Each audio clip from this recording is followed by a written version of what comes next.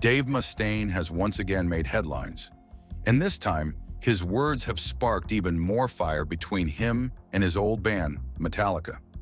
In a new interview on The Sean Ryan Show, the Megadeth frontman made a bold claim. He said, "I wrote all the music that made Metallica famous." According to Mustaine, many of the riffs and solos that built Metallica's early sound were his. He even said the best solos on their first record were originally played by him, and that Kirk Hammett simply copied them later. Mustaine also talked about how he joined Metallica in the first place. He answered a newspaper ad from The Recycler, where Lars Ulrich had posted about needing a lead guitarist.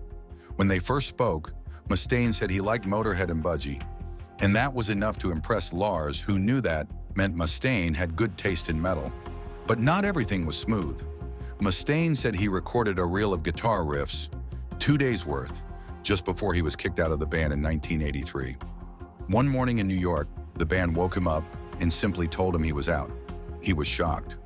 "No warning? No second chance?" he remembered asking. He called their decision a grotesque lack of character. One reason for his firing, according to Mustaine, was a dangerous car accident they had while traveling. Mustaine was driving when they hit black ice and spun out of control.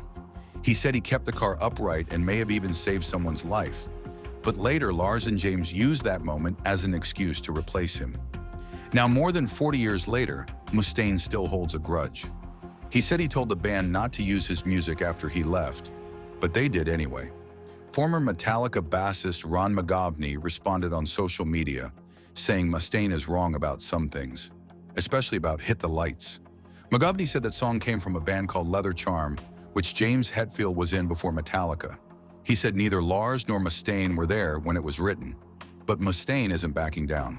He even accused Kirk Hammett of stealing the riff for Enter Sandman, saying it sounded just like a song called Tapping into the Emotional Void by a band named Excel.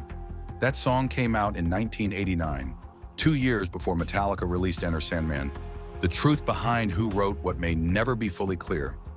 But one thing is certain, Mustaine's contributions to Metallica's early sound were huge. Songs like The Four Horsemen, originally his song Mechanics, and Jump in the Fire feature his riffs and ideas.